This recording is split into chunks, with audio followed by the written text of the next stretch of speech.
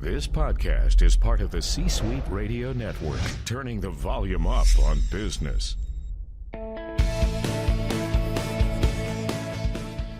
Welcome to the Business Power Hour, hosted by Deb Creer. Join us as Deb talks with her guests, experts in their fields, as they share real-life stories and techniques to power up your business. Good morning, good morning. I am Deb Creer, and I am passionate about giving professionals the tools that they need to make themselves and their businesses as successful as possible. And today we're going to be talking about what happens when your business gets big enough that you're expanding, that you need to hire someone, or maybe you already are a business that has employees. You might be struggling with them. Did you hire the right people? How the heck do you find and hire the right people? All of those various things. And so that's why we're going to have so much fun today talking with Jamie Van Cuyk. So welcome, Jamie. Welcome. Thank you so much for having me. Yes. Let me tell people a little bit about you and then we'll just jump in because this is a topic that is so interesting to me. And I know it's very interesting to small business owners because we try and do it ourselves. That's the whole big thing. We're a small business owner. We must do it ourselves. But we frequently grow enough or don't know enough that we need to hire someone to help us. And so that's why this is going to be so much fun to talk with you. So Jamie Van Cuyk is a small business consultant who helps high-performing business owners to grow their teams. With over 10 years of leadership experience, Jamie teaches her clients how to hire and manage loyal and reliable contractors and employees. By learning the dynamics of each company, she helps each client create, understand, and execute the right hiring and leadership strategies so that they can find, develop, and manage the team members they need to feel confident and supported as they move their business forward. So again, Jamie, welcome. Thank you so much for having me today. Well, let's kind of start back at the beginning. Sounds good. And I could tell by looking at you and at your LinkedIn profile that you're probably one of those dreaded millennials. Yes. And yes, I am. I always get a kick out of this because all of the millennials that I know, now granted, I meet them in a professional setting, but they have, they're wonderful, talented, skilled, and so when people are like, ew, a millennial, I'm like, no, you don't know the millennials I know. They can work circles around you. And what I love is that more and more you are starting your own businesses. Yes. A lot of times we, as in my generation, we waited until it was a second career or, we went back into the workforce, things like that. And you guys are taking the bull by the horns much earlier and saying, hey, I want to start my own business. I want to be in control of my destiny. And I love that. I think that's so cool. Yeah, no, I definitely agree with that. I think, a lot of times we just have that point of view of we see something, it's like, okay, we're going to make it happen. Right. Like we are not bound by the rules out there that other generations thought they had to follow. And, I've heard it from when I started managing, most of my team members were millennials and I'd hear from other managers, it's like, oh, they're so hard to manage. And I'm just like, they're people. Like, it's like every generation you have to learn how to manage. You have to learn how to deal with because they're all different. Like, it's just, you learn what makes them tick and you manage them appropriately. Right. Which is obviously part of why you decided to start your own business on how the heck we do this. Yes. So tell us a little bit more about that. Yeah. So, my business, I'm really there to be a guide for small business owners as they go to hire employees. Okay. So business owners hire me to help them through the process because most of them have never done it themselves Right. or they tried to do it themselves and they realized it's a lot harder than they thought. There's a lot of moving pieces. So I help business owners reduce the time it takes to find good hires, take over some of the process for them so that way they can focus on everything else they have to do for their business because most of the time when you're hiring, it's because you've run out of time. Right. So to say like, now you need to take all this time to find a good employee. You're like, where am I going to get this time? Right. So I just really help them make sure that they're getting the right people, filling the right positions. So that way they actually have the right help to reach their goals and move their business forward. Right. And as I said, when we start our businesses, and we're that solopreneur, we often think we do have to do it all. And, Yes. and whether we put that burden on ourselves or whether we, have that burden put on us by someone else, or we just, make it up. And so it does become a challenge to think, well, wait a minute, I need to hire it done.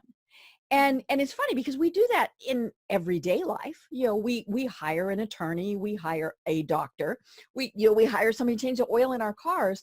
So we as a business owner should hire someone. And whether it's the CPA, the tax attorney, the Mhm. business attorney, marketing professional, all those various things, to me, it shows that your business is ready to take that next step when you Yes. recognize you need to hire that expertise. And whether it's a consultant, a contractor, or an employee, it really does mean that you are ready to go to that next step. But what I've seen frequently, and it is that we wait too long. As you mentioned, we frequently do it because we've run out of time. And what's happened is we've run ourselves and our businesses into the ground. Yeah. So let's kind of start at, when the heck do you decide that you need to hire somebody? Yeah, so my best advice for business owners is just like you should be setting a business plan to discuss like where you Mhm, want to go, the mhm, mhm. products you're going to have, the customers you're going to serve. You need to kind of also build this idea team structure Okay. of what it would look like Mhm, 5 years down the road if money wasn't an issue, mhm, so you had enough to pay mhm. everybody. What would it look like? What Right. type of help would Mhm, you want? Like, mhm, and how would that help impact your mhm, business? And then once you start seeing that, you can start seeing, okay, this is where I need to go in terms of help. mhm, Now, how do I identify when it's the mhm, right time to start taking the steps of hiring people to get there? mhm. And that's when I walk through business owners through, okay, here are the 4 signs that I say it's time to start Okay. actually hiring help. Mhm, And most of this is like you got to be a little bit proactive and mhm, be realistic mhm, and understand what's going on around mhm. you. 4 of those reasons or sorry, 3 of those 4 reasons have to do with time. Okay. One is you're having to say no to idea clients, idea Ah. customers. People are Mhm, coming your way, or maybe even mhm, your current clients, and you're mhm, saying having to say, nope, I can't take mhm. on that work. Or Right. sometimes it's like, well, yes, I can take on that work, but it's going to be 2 months because I Mhm, have a backlog, or I mhm, can't schedule you for an mhm. appointment or anything like that. And of course, the client perspective, they're like, I Well, don't want to wait no. 2 Yeah, months. I Like, wanted it I now. want it now. Therefore, I'll go to someone else who can Yeah. do it now. Mhm, Yeah, you even think about it's like for a doctor, mhm. you call up a doctor and they're like, well, I know you have this stomach pain, but I can't see you for two Mhm. months. There's no way you're going to wait 2 months. You're going to Right. go find another doctor Mhm, because you're in pain now. mhm, And yeah, so that's one of the reasons. Like if you have to mhm, say no to projects you want to work mhm, on, to clients you want to serve, if you're turning people away at the door, it's probably time to hire. mhm. Right. And then one of the other reasons is customers are leaving because you're giving them poor customer service. Mm, The busier you get, the mhm. longer it takes for you to respond to Right. emails. Mhm, You don't have time to sit there and answer the phone because you're mhm, serving clients or mhm, making products or doing things. So we live in a society where we want things instantaneously. We were mhm. talking about the millennials, especially Right. millennials. If they're your Mhm, target audience, mhm, they want things right away. mhm, And if you can't serve them in a timely manner, mhm, have things set up in your business mhm. to answer questions, to get back to new customer inquiries, they're probably going to go to someone else Right. before you can get back to them. Mhm, Or your current customers are going to say, listen, this is not what I want anymore. mhm, Like when we started working together, you were responding in 24 hours. mhm, Now it takes you 3 days. mhm. 3 days isn't good for me. I'm going Right. to go somewhere else. Mhm, So that's another time or sign of time. The other thing for time is you want to expand your business, but you can't do it because you're limited with right. what you're doing today.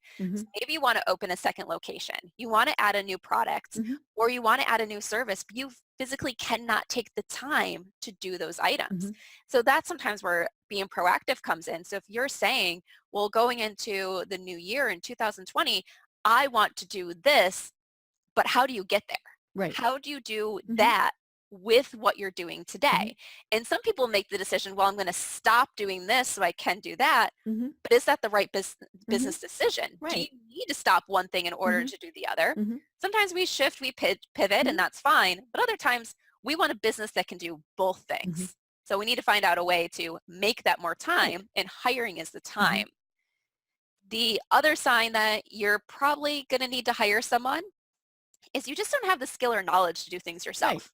Mhm. We can't do everything and do everything well. Mhm. There's things in business that we don't know how to do, and we need to hire the right people to Mhm. help us.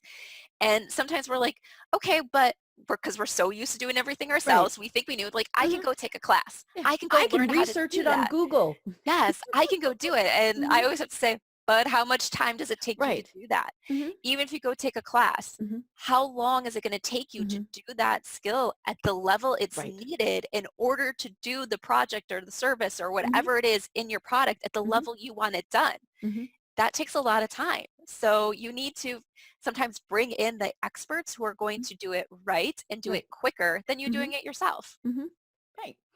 And it's funny that you mentioned time because I've had a situation in the last couple of months. Now, I am a solopreneur. Mhm. This isn't the only thing that I do. But one of the things that I do is I do social media posting for clients. Yeah. And so, that's great. I tell people I can work anywhere I have internet, which is true. Mhm. But when I'm on vacation, do I really want to be doing that? And No. and it's and it's funny because I've the last couple of months I've been on vacation several times, and I notified my clients, I'm going to be out of the office, but I will still be working because had internet in all of those places, and so I said, I just I'm there might be a slight delay. And I probably didn't even have to notify them. I don't think they would have even noticed unless they were my Facebook friend and they saw my vacation pictures. Right. Um, but and I part of it is, I mean, there's several things. Okay, first is I love my clients. I love doing what I do for them, so I wanted to see what's going on, and continue keeping up on them by doing their posting. And then there's that dreaded control factor. Oh, yes. Oh, could I give it to someone else? And that I think really is the one of the biggest things for people is to delegate or to Mhm. turn something over. When I hired my VA as to produce my radio program, could I do what she does? Sure, I did. I did everything that she does for many years. But then I finally thought, okay, this is stupid. I can hire someone to do it. She actually does a better job than I did.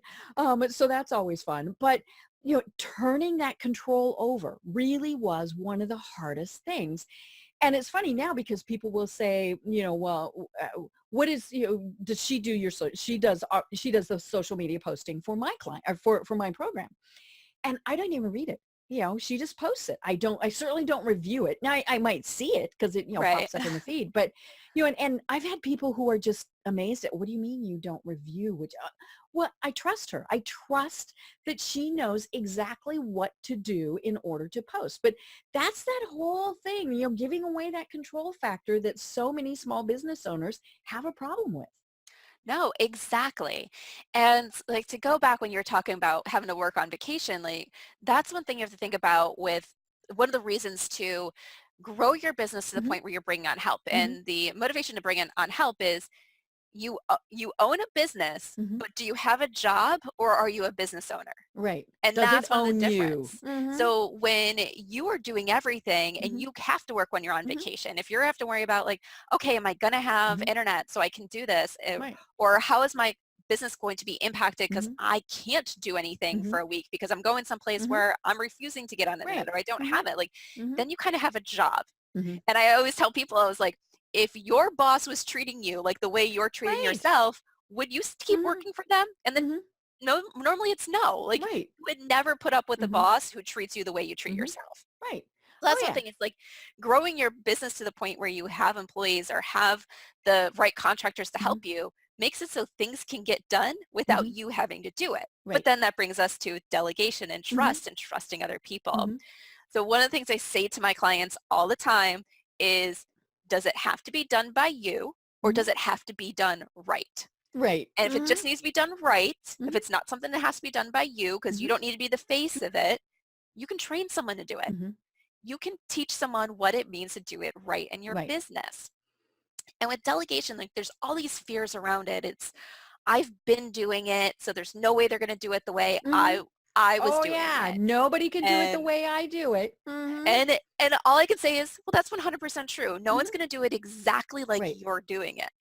But you have to figure out what really matters in how Mhm. you're doing it. Mhm. Because yes, it's going to be slightly different, Mhm. but some things matter and some Mhm. things don't. Right. So we need to figure out what matters, Mhm. what means for it to be done right, and Mhm. the rest doesn't matter. Mhm. So, Right. and it, yeah. And different is not wrong. Mhm. And in many cases, and this is always hard, different might be better. Yes, like you said, like the person doing your podcast Mhm. and stuff, like does it better than Mhm. you could do it? Does Yeah. it different? Mhm. And if we're like, okay, well, I need to keep this person in this box and it's the only way it can get done, Mhm. they might have the ability to improve Mhm. what you're doing, but you don't Right. allow it to happen. Mhm. So you have to trust Mhm. people. And the thing is, with the writing of the social media posts, I'm pretty sure when you started, you reviewed those. You I said, did. you Yeah. said, Mhm. hey, is this the right Mhm. tone? Is it Mhm. something that I want? Is it Mhm. something I want going out on my Mhm. pages and people seeing? And then you said, okay, yep, Mhm. they're doing it right. And then maybe you reviewed them every so often to Mhm. make sure it was still going Right. right and it Mhm. wasn't taking a turn for the Mhm. worse. And you built up that trust over Mhm. time. And that's one of the things to know with delegation is it's a building up a trust over Mhm. time and knowing that things might not be right that first time. Right. That first post that they might send you, you might look at that and be like, oh my gosh, this is totally not like Yeah, I anything would that I would want on never my do that. page. Mhm. So it's like you need Mhm. to go back and give different Mhm. directions. Right. And it's all about setting expectations Mhm. and knowing that when you first set expectations, you have your point of view of those expectations, Mhm. they have theirs, Mhm. and most of the time they're not going to match. Right. So you set it once, Mhm. they do it, and then you have to tell them and explain to them Mhm. why what they Mhm. did didn't match your Mhm. expectation. Right. And when you tell them why, Mhm. and you really bring into like why it's important to Mhm. your business, to your customers and all that stuff, they Mhm. start to learn and they start to evolve what their expectations are to be closer to what your Mhm. expectations are. Right. So it's never going to be handed off, done Mhm. 100% right that first Mhm. time, and you're like, oh, this delegation stuff's easy. It Mhm. takes time, it takes Right. work, but it's Mhm. worth it. Mhm. Right. Yeah, because then we get back time to Yes. go on vacation, to expand our business, to spend time with family. I mean, all of those various things. I joke frequently on the program that, as a small business owner, we only have 28 hours in our day. And it feels like that, right? And we work 8 days Yep. a week because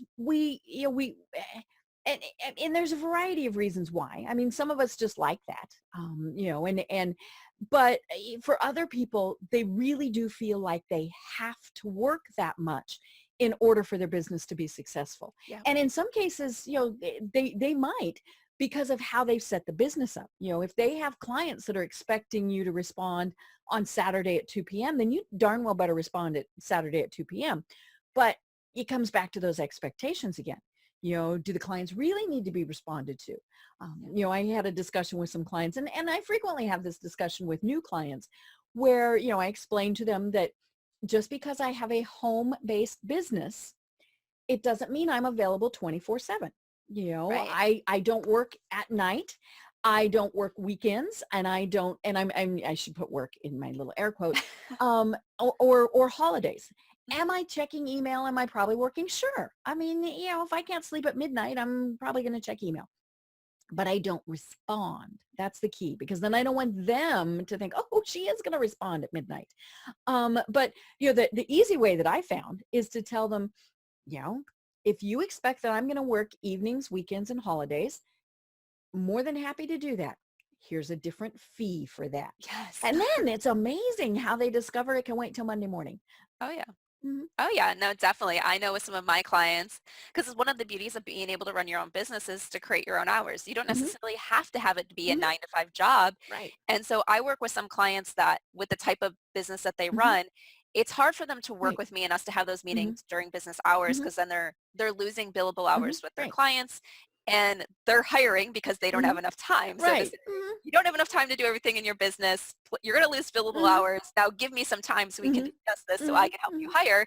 It just doesn't work. Mhm. But because I can create my own time, like Mhm. my own thing, I have 1 or 2 nights a week where I will take client meetings, Mhm. but then I don't work during the Right. days during Mhm. that time. So it's like a trade-off. If like on Mhm. a Monday night I have a client meeting, Mhm. I take time off during the day and Mhm. spend it with my kids and Mhm. saying, okay, I'm not working starting at Right. 3 p.m. when the kids get Mhm. home from school Mhm. and we'll go back to the office or at 7 p.m. when Mhm. I'm going to have that meeting. And it's Mhm. just being able to say, just because you have something later or you Mhm. have to do something on the weekend or you have to go to a networking event, you Mhm. don't have to work every hour in between. Right.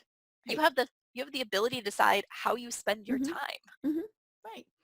And the nice thing is when you reach the point where you can hire someone, and whether it's that you're hiring them as an employee or as a consultant, the process in many cases is the same.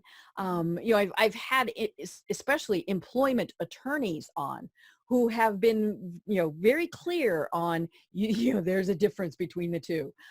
You don't hire a consultant and expect them to work 40 hours a week because hello, that's called an employee. Yes. And of course there are legal things that come with having someone as an employee. Mhm. And so that is one of the things that when you start thinking about this, you have to think about. When Oh, we yeah. were employees, it was like, oh yeah, I think they got workers' comp, and oh look, I got insurance. We didn't really care about that. We just knew it came with it. But then all of a sudden, when you're having to do it, it's like, oh gosh. So sometimes consultants are easier to hire because you're not worrying about some of that stuff. But it is a different mindset when you are hiring an employee because there are other things that go along with it besides just, hey Jamie, want to come work for me? Yes. Yeah, no, there's definitely differences. And educating my clients on the difference between contractors and employees is one Mhm. of the things that I love to do Mhm. because a lot of people I work with, home-based businesses, they're Mhm. used to being solopreneurs. They're Mhm. like, well, I'm just going to hire a VA. Mhm. And then they list everything that they want their VA to do, which also includes answering phones between certain hours. And I'm like, Mhm. oh, that's not a VA. That's Yeah. not a contractor. Mhm. I'm like, yeah, sure, you can give them virtual assistant title Mhm. because if they're going to be Mhm. remote, I was like, Yeah. but they're But not a contractor. Uncle Sam is going to think differently. And of course, that Yep. really is where the difference comes in. The IRS gets a little concerned if you're not paying those taxes correctly. Yep. And for me, like I learned the difference between employees and independent contractors because Mhm. I had no idea, but my very first full-time job, they had me misclassified. They had me as Ah. an independent contractor and Mm. I wasn't an independent contractor. Mhm. But I had no idea what Mhm. it meant to be Mhm. classified as an employee or Mhm. classified as independent Right. contractor. So when they said, here's how you're going to be classified, Mhm. I was like, oh, Okay. okay. Yeah. Okay, so I have Mhm. to submit my own taxes. I don't Mhm. understand why that would be different between like Mhm. but if that's what you're telling me I have to Mhm. do, that's what I have to do. Mhm. And it wasn't until like someone opened my eyes is like when Mhm. I was during tax time and I was just like, Mhm. wait, what do you mean this is like it shouldn't be this way? And I started Uh-huh. doing research Mhm. and I found that a lot of business owners are like Mhm. that as well. Mhm. People will tell them, well, just go hire an independent Mhm. contractor because then you don't have to worry about workman's comp. Mhm. You don't have to worry about paying the extra Mhm. taxes and you don't have to worry about this. You don't have to worry about that. So they're like, okay, that sounds Mhm. great. Let me go do it. Mhm. But they don't understand that what it really comes down to is the relationship that's Mhm. between those two Right. people for you Mhm. and the person that you're Mhm. hiring. And sometimes it can't be an independent Mhm. contractor. And sometimes it can be, but Mhm. you have to know how to walk that Mhm. line so you're not going to get in trouble for Right. misclassification. Right. And then there's also the perception from them. If they're an independent contractor, a consultant, you're probably not the only person that they're working for. Right. That's part of why they do that. They want to be able to work for multiple people. But of course, that means they're going to have different priorities. They're going to have, they obviously have other people that they're reporting to, other projects that they're working on. So your tasks might go down a bit. And let's be honest, there's a loyalty factor. An employee may, not always, but may be more loyal to you than an independent contractor. Right. Yeah, and there's also different things like the work an independent contractor Mhm. does. A lot of times, like, yes, the output, the thing that they're delivering to you is typically like yours, you Mhm. own that. But Right. the thought process that Mhm. goes around to doing that, if they Mhm. use certain templates with all their Right. clients, they own those templates. Mhm. So I remember talking to someone and they're like, well, yeah, I started seeing things that were very similar in Mhm. like Wait a minute, layout that that they did website for looks me like to my somebody website. else. Mhm. And they're like, well, at the end of the day, like I didn't Mhm. own the layout of it. Right. I owned the final product. So Mhm. they could go and do that. Right. But they said, now I'm growing my business to the point where I don't want it to look like other Mhm. things. So they're like, Mhm. I need to bring someone in Mhm. that's going to do that where I own Mhm. all the work. Right. And that's something when you have an Mhm. employee, you can own all the work Mhm. versus just the final Right. product. Or when you're working with that contractor, you need to be very clear that, they will develop, let's go back to a website, Yep. they won't use a theme that everybody else uses. Now, themes are, you can personalize those so much that nobody even knows, but, Right. you will have a unique layout is maybe the way to put it. And it will not be used by someone else. Hmm. Now, the trick is you're going to pay for that. Yes. And that's the thing that people need to remember is, if I want unique work, I'm going to pay a unique price. Yep. Oh, yes, definitely. Yeah, and that's actually one of the things with independent contractors and employees Hmm. as well is typically independent Hmm. contractors, if you actually break it down per Hmm. hour, you pay them more. Right. So a lot of people, it's like, well, I'm not paying Hmm. the taxes. And it's like, well, in a way you are Hmm. because they have to Right. pay those taxes Hmm. and they're not taking those Right. taxes out of their own Hmm. pocket. They're Hmm. taking it out of Hmm. what you pay them. Right. So Right. they bump their rates to Hmm. make sure those taxes Hmm. are covered. Right. They bump Yeah. those rates to make sure their Hmm. equipment's covered. Hmm. So it's like some of those things you just have to look at to say, Hmm. well, how often am I actually going to use Hmm. them? Right. Is, because you could hire a contractor for 5 hours a month. Hmm. You're not going to hire an employee for 5 hours a No, month. no. Like, Hmm. Hmm. yep. Yeah. And so that's where this whole process, it really takes sitting down and thinking about it. Mhm. And it's not just, oh, I think I need to hire an employee. And then of course we've got seasonal workers and all, Yep. that gets really confusing. But, I was on your website and I found this great ebook that you have, and I kind of want to walk through it because it's called From Solopreneur to Employer Roadmap. Yes. And I looked at this, I thought, this is perfect. This really is, I think a great piece. And it's not long. It's a whopping 11 pages, people. But, it walks through this process. And so I love the first thing is money. I mean, Yep. do you have enough guaranteed money every month that you can hire someone to help you? Yep. Whether it's a contractor, whether it's an employee, if that's going to cost $1,000, now that's probably a contractor, if it's Mhm. do you have that $1,000 every month that you have that you can pay? And Right. that's where it's tricky as a solopreneur, because you've got in many cases your business goes up, your business goes down. And so that is kind of one of the first things to really think about. You absolutely have to. I mean, if you can have the best intentions in the world, but if you can't pay them, it's not going to matter. Yeah, and that's always is another thing that makes that very tricky Hmm. is the mindset of people. It's like, okay, well, I'm adding this expense. Hmm. I need to now have an extra thousand Hmm. dollars every month to pay this Right. person. Hmm.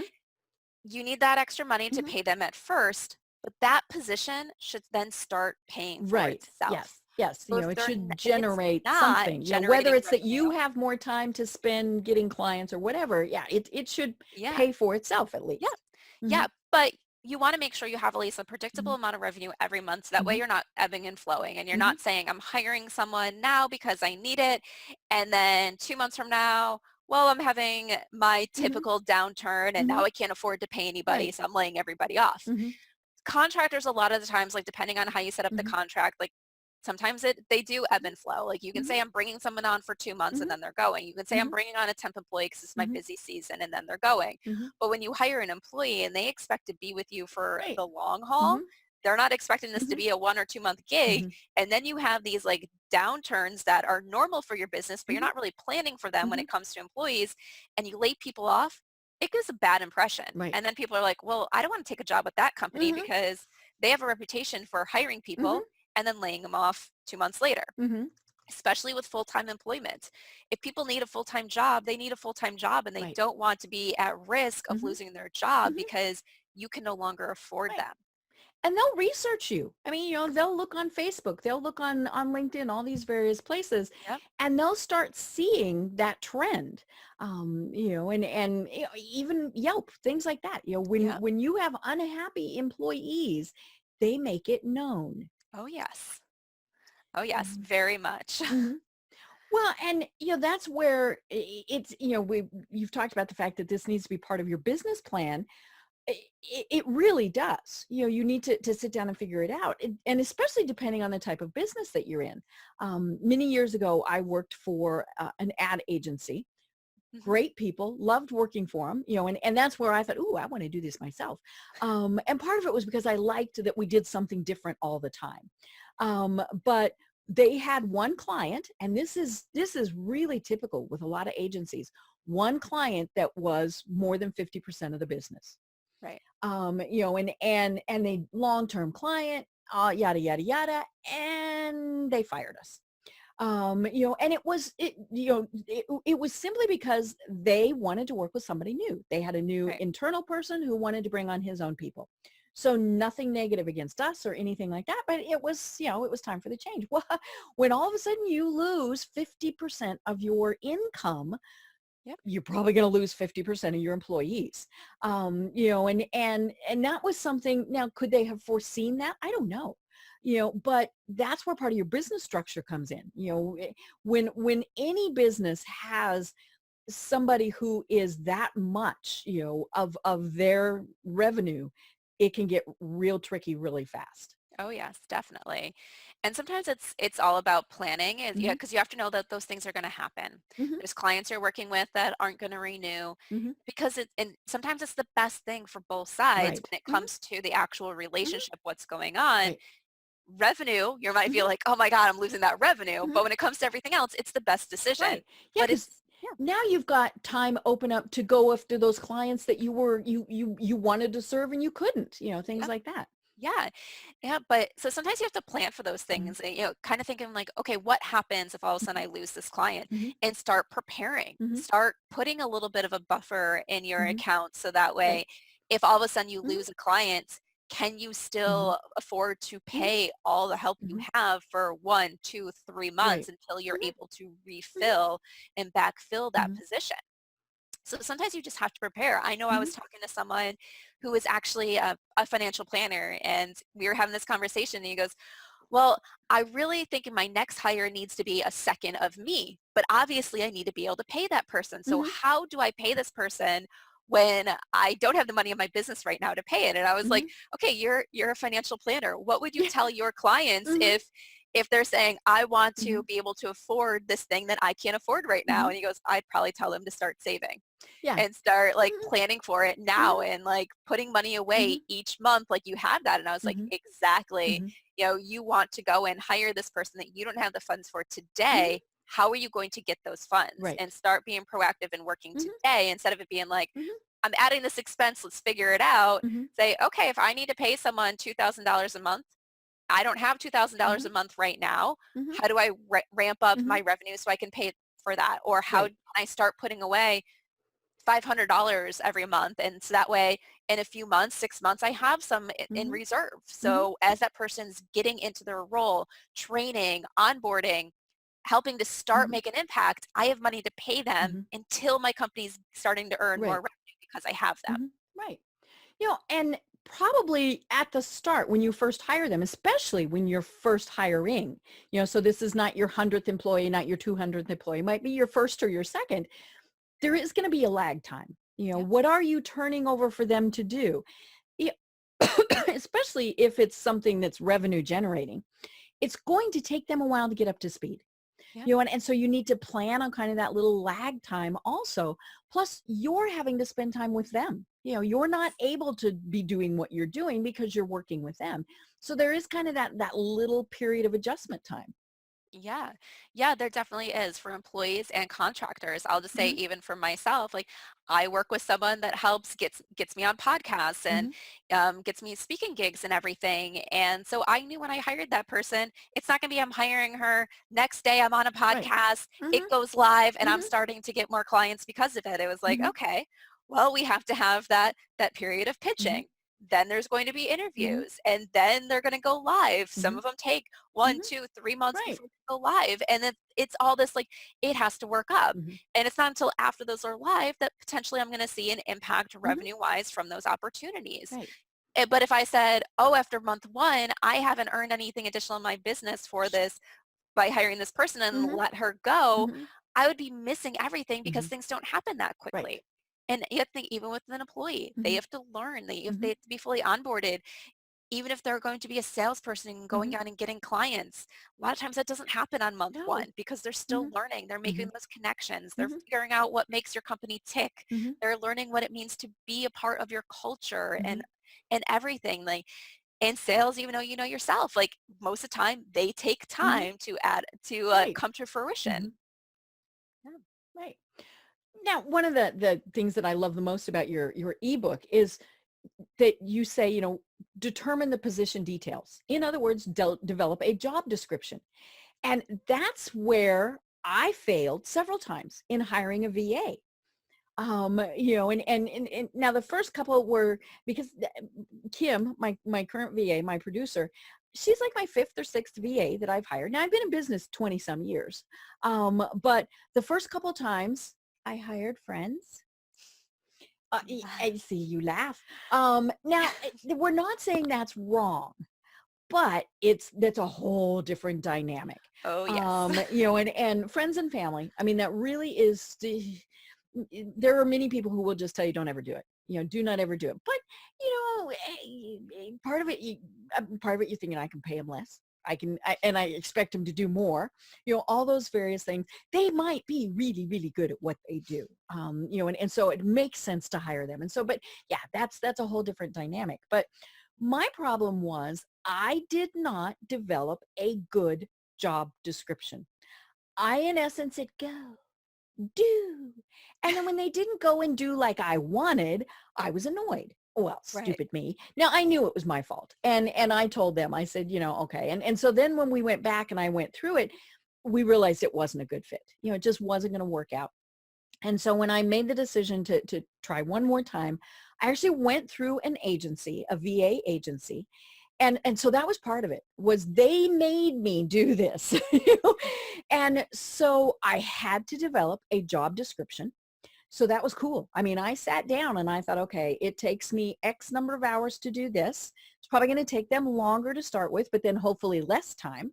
And all these various things. So I developed this job description, figured out how many hours a week, figured out how much I would pay, and then I actually interviewed people.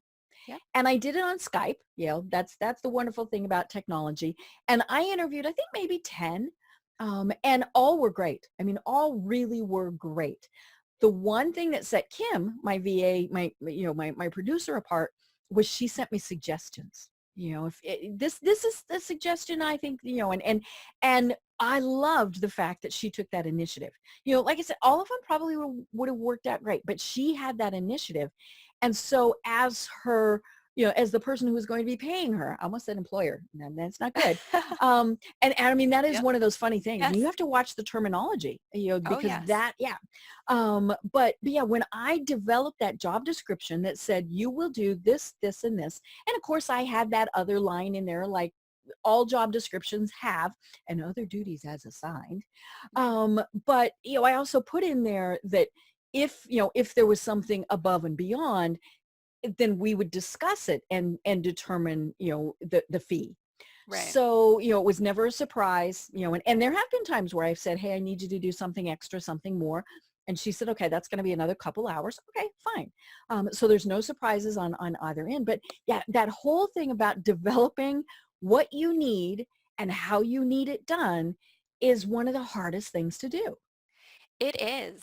And like a few things there, I feel like there's a lot of people who hire VAs and they don't work out and then like, I'm Hmm. never going to hire again. I'm going to do Right. it all Hmm. myself. And what I always say is VA is such a generic term. Hmm.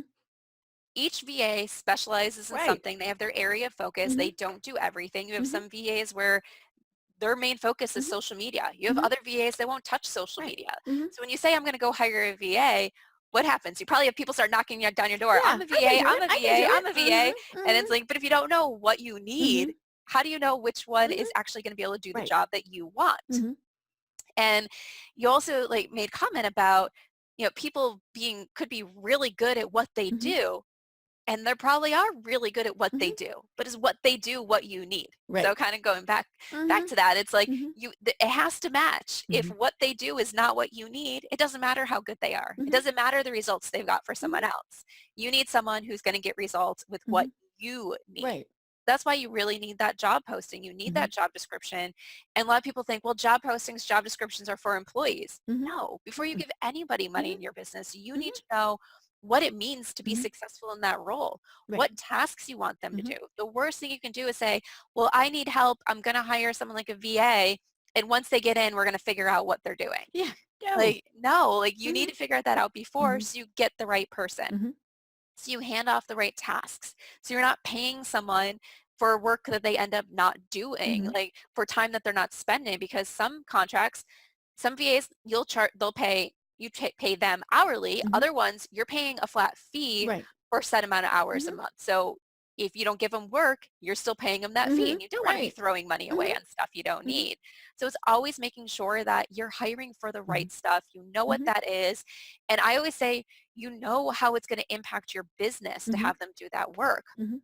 For me personally, I was going to go hire a VA because I was like, this is what I need. This is something that stresses me out. I need this. I had it all figured out. And we were working together. We were creating what the contract was going to be. And then all of a sudden I was like thinking, but how is this going to impact my business? Because I was like, sometimes, even though, as they always say, like the cobbler's children don't have sheep, sometimes I need to be like, okay, I need to practice what I preach and go back in my head. I was like, how's this going to impact my business? And I was just like, the stuff I'm going to pay this person to do is not going to have that big of an impact on my business. So I was like, hold on. I was like, before that, I was like, I need to tweak things. And now I'm having that person do something different because that's what's going to impact my business. I needed to impact it. But if I didn't think about that beforehand and I was just like, let me just hand off these tasks because they're kind of like the low-hanging things fruit I don't want to do. Things I don't want to do. I'd be paying someone to do something that's really not an impact on my business. That the reason I'm not prioritizing it myself is because it really doesn't need to get done. Like, and or it is a low priority. You know, you can do it on a Saturday morning or whatever. yeah. Yeah. So you need to figure that out. And the other thing is, like you mentioned, interviewing the VAs. And that is so important. And so many people don't do interviews when they're going to hire contractors. And I always have to say is like, when you go to hire a contractor, they're a business owner. And what do business owners learn about? How to lead sales conversation.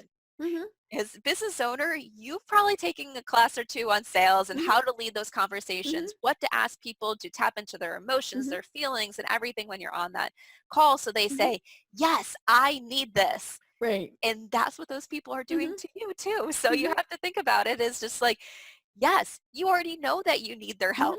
That's why you're talking to them.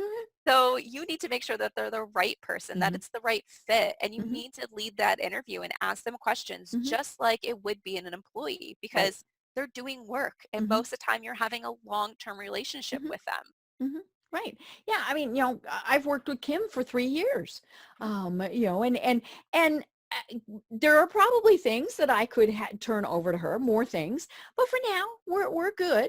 But you know, it really was one of those things where it was, you know, I need to as we said at the very start, I need to better manage my time, you know, and what she does, as I said, it was things that I was doing, you know, but I thought, okay, this is not the best use of my time. You know, and so that was when it was like, okay, this is going to go. And so, you know, but it is a challenge. I mean, to decide whether you want a contractor, whether you want to do it, first of all, or, you know, contractor or employee, you know, and then of course, people totally freak out about hiring an employee. And I shouldn't say it that way. People should be concerned about the legalities. You know, we mentioned some of them about hiring an employee, but many people, the questions that you can ask. I mean, you know, that is one of the big bugaboos. You know, and social media, of course, makes this much worse. You know, and so if you're considering hiring an employee, I strongly encourage you to get your arms around, you know, the legal ramifications of what you can and cannot ask, what you can and cannot look at, you know, all sorts of things, because that can really come back and bite you. Oh yes, no, definitely. I'm educating clients on that all the time.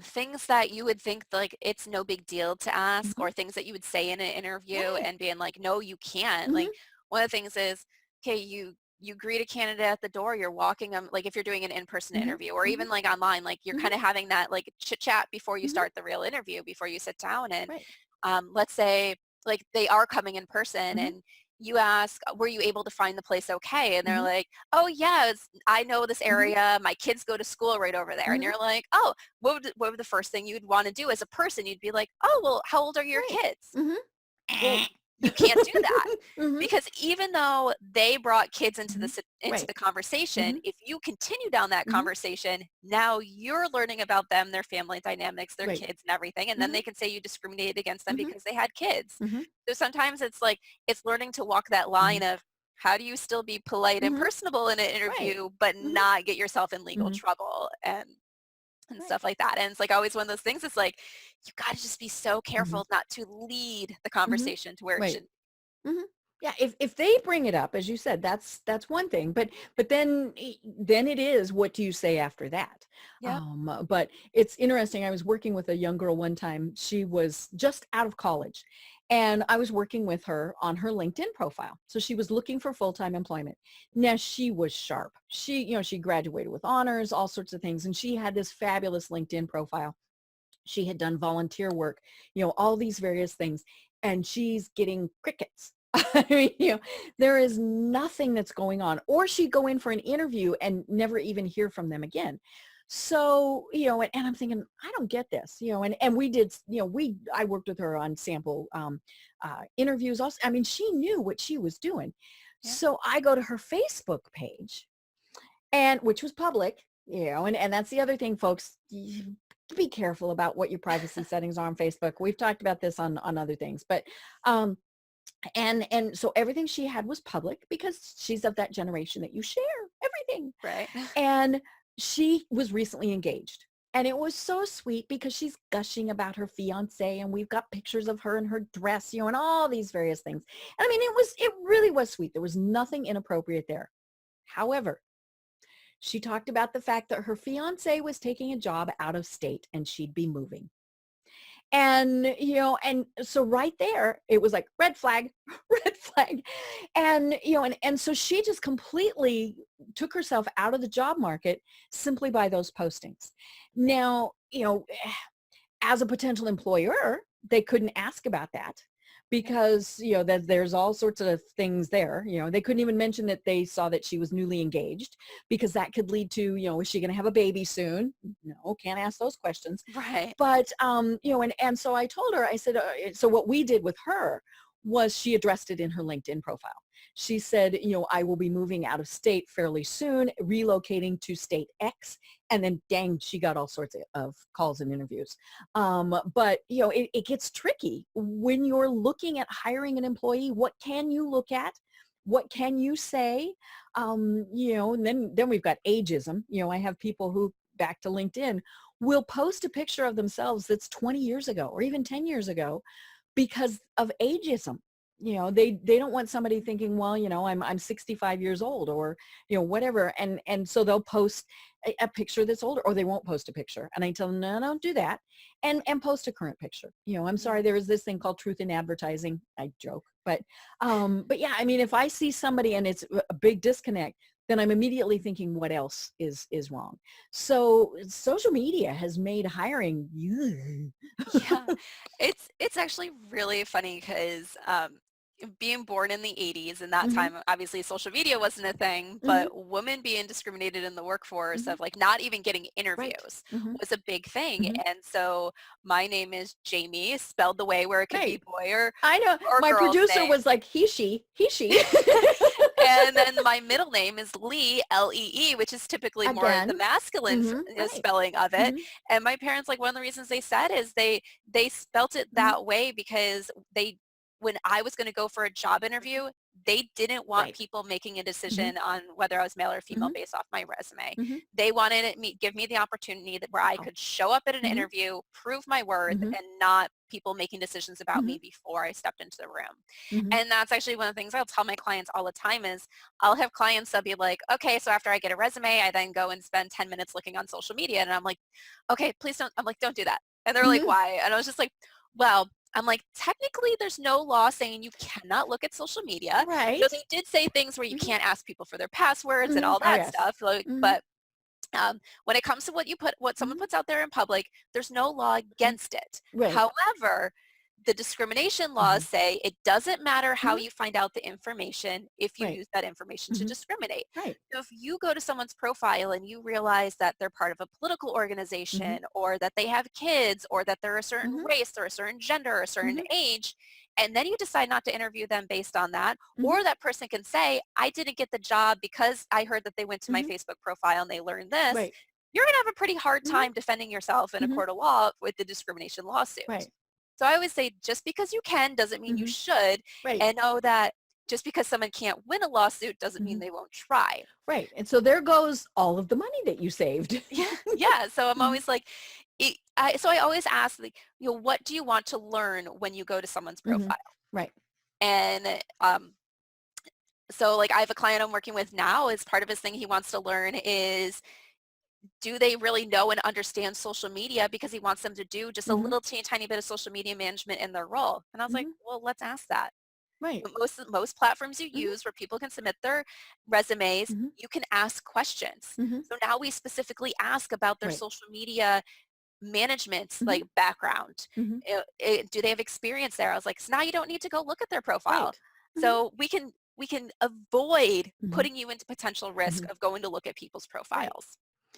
And if you have looked now, LinkedIn is different because we are expecting potential employers to look at us on LinkedIn. I mean, Oh that's yeah. why we're on LinkedIn. And most things you can apply directly through Right. LinkedIn or use Right. your Oh yeah. profile But instead of a resume. if I've looked at someone's Facebook profile, their Twitter account, Instagram, whatever, keep it to myself.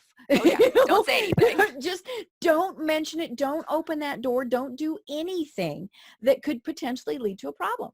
And let's be honest, people are looking. When I'm doing my training classes, I tell people, your first interview is they're looking online.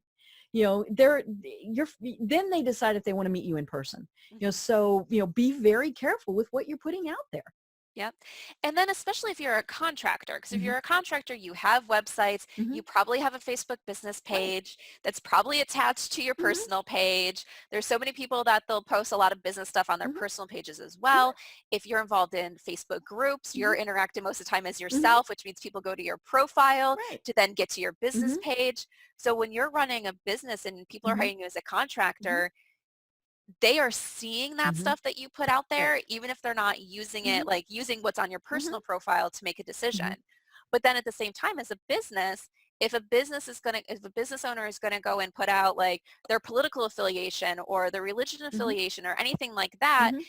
to me, that's saying, okay, that matters to you as a Hmm. business owner. And Right. then as a customer, Hmm. because that's what you are. Like when you Hmm. hire contractors, you are their customer, you Hmm. are their client. Hmm. I can make the decision to give money to you Right. or give it to a Hmm. different business. Hmm. So that's some things even like as a contractor, so you sometimes want to be careful what you put out Hmm. there because people are seeing it and will make the decision whether they want to give your Right. business the money or somebody Hmm. else. Right.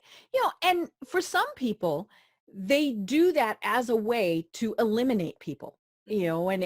And that's perfectly fine. If you want to say, okay, our business supports X political party, then you realize, okay, the other political party people, may not want to work with you. That's okay. Yeah, As that's long your as you decision. realize that. And, there was a business person here in Atlanta who very, very strong political statements. And I mean, extremely strong. He was very one side or the other. And and it cost him business. But and he was talking to me about it. He said, I know it's cost me business. He said, I know that there are people who do not want to come to me because of. And he said, that's okay. I don't want to work with them anyway. Yep. Okay. That was a business decision that he made. Yes. Right. Well, good golly, we only have 5 minutes left. And I want to get this one in, even if it means we run a little bit longer. Why is it so many small business owners hire the wrong employees? And then what the heck do we do about it? Right. So I think so many hire the wrong business owners for a lot of, or sorry, excuse me, hire the wrong employees or contractors. Oh, but well, if they're hiring contractors, they're business Hmm. owners. So I guess I guess that works. It's mostly going back to what we talked about, Hmm. that they don't take the time to figure out what they Hmm. need before they hire. They understand that they need help. Hmm. So they're going to go and hire the first person that comes their way. Like we Hmm. talked about before, friends and family. Right. How Hmm. many times, like most people that hire friends and family, Hmm. it's because someone has come to them and saying, hey, I can do XYZ. Do you Hmm. need this help in your business? Hmm. And people are like, it's a sign. It's a Mhm. sign that this is the help I Yes. need. And then it turns out not to be the help they Mhm. need. Or they hire friends and friends and family can't do the job that Mhm. they need. Right. So it's one of those things like Mhm. you got to know what you need help Mhm. with in order to make good Mhm. hiring decisions. Right. The good hiring decisions can't help happen if Mhm. you don't have the work Mhm. done upstream. So that's the Mhm. number one reason. The second reason is most business owners haven't been trained on what a good interview Mhm. actually is. They don't know how to identify if a candidate can actually do what they're Right. looking for. Um, so many business owners are led by emotions and feelings when they're talking to people. So they're Mhm. in an interview and I hear this all the time. They're like, I just see the best in people. Mhm. I see this person and I want to give this person a chance. I've heard their story and I just like, we Mhm. clicked on a Mhm. personal level and it's Right. like, great.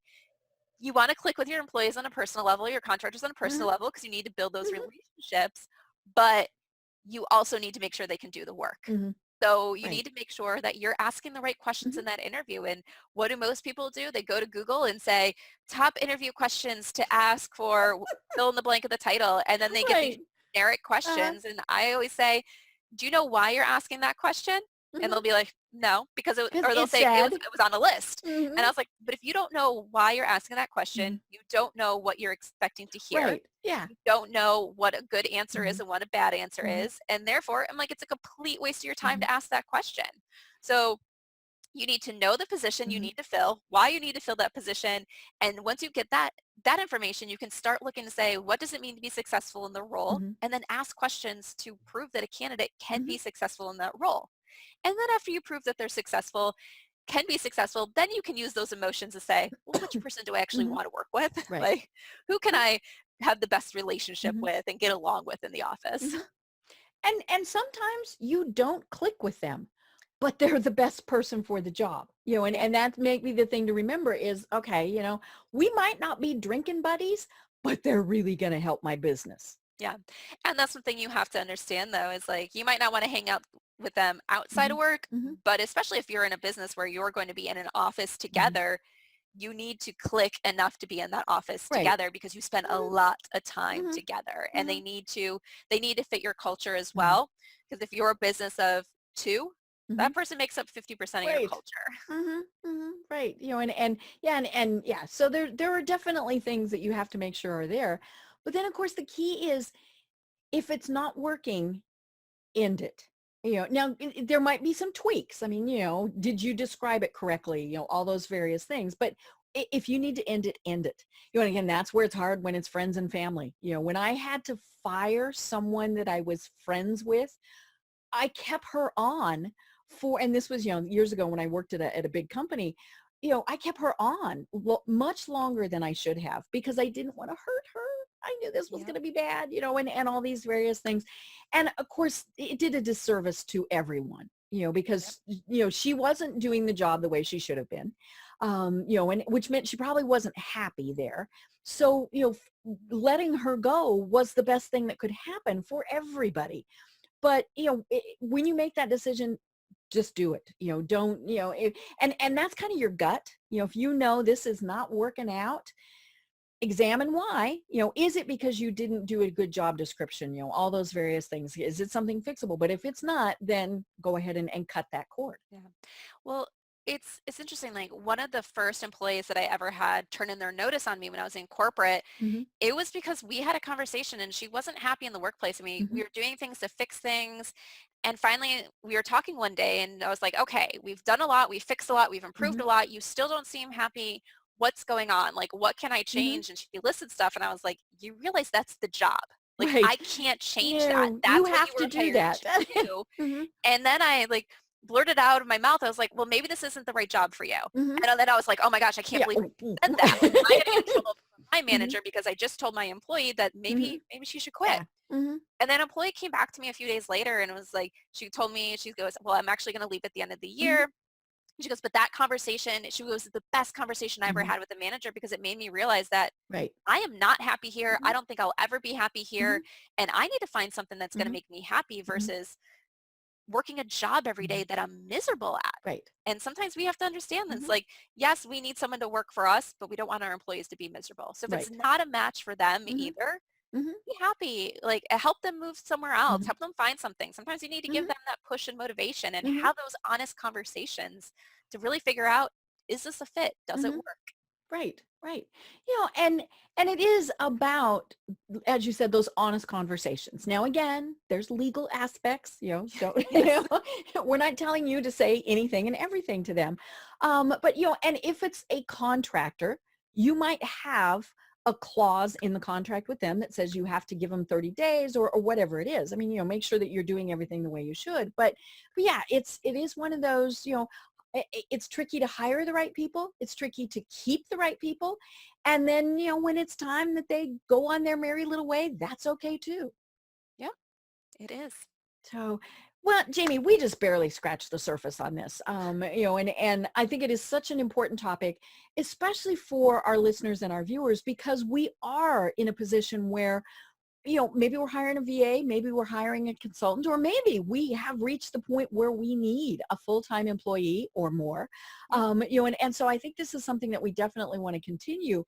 But until then, how do people find you and connect with you online? Yeah, you can come connect with me on my website. So it's jamievc.com. So Jamie, Jamie, and then VC, short for Van Cuyk. So I knew no one would ever be able to really Mm-hmm, figure out the spelling of that name. So it's just mm-hmm. jamievc.com. You can connect with me through there. It has links to my social media. And if you want to connect with me through email, it's very simple. It's jamievc@jamievc.com. Don't you love that? My email is one of those simple ones too. But yeah, you've got great resources. You've got great blog posts. Oh, thank you. I was just kind of skimming through there, looking at some of those. And so, yeah, fabulous information. And even if you're still at the stage where you don't need additional resources, be thinking about it. Is your business going to grow enough where you need those resources? And so the key is to have planned in advance, as Jamie was saying, plan financially, plan all of those various things out. So I encourage people to go to your website to really look at that information, to be thinking about that, because we should all be wanting to grow. We might be really happy with where we are right here, but really, don't we want to be bigger? Isn't that why we started our own businesses? Yes. So great. Well, do you have any final thoughts for everyone? Yeah, just to circle back to one of the things I said earlier is just remember when it comes to trusting other people or delegating or hiring in general, if you're figuring out if it's really the right time, always ask yourself the question, does it have to be done by you or does it just have to be done right? And if it just has to be done right, it's something you can hire someone to do. It's something you can train somebody to do, and then you can get it off your plate and focus on the things that have to be done by you. Perfect. I love it. Well, Jamie, we will definitely have you on again because, as I said, this is a conversation that we need to continue with because I think it is Yeah, so important. thanks. So until then, though, I am Deb Creer. I've been having a great conversation with Jamie Van Cuyk. And until next time, everyone have a great day. Thanks for listening to the Business Power Hour, hosted by Deb Creer. Join us next time for more real-life stories and techniques to power up your business. You've been listening to C-Suite Radio. For more top business podcasts, visit c-suiteradio.com.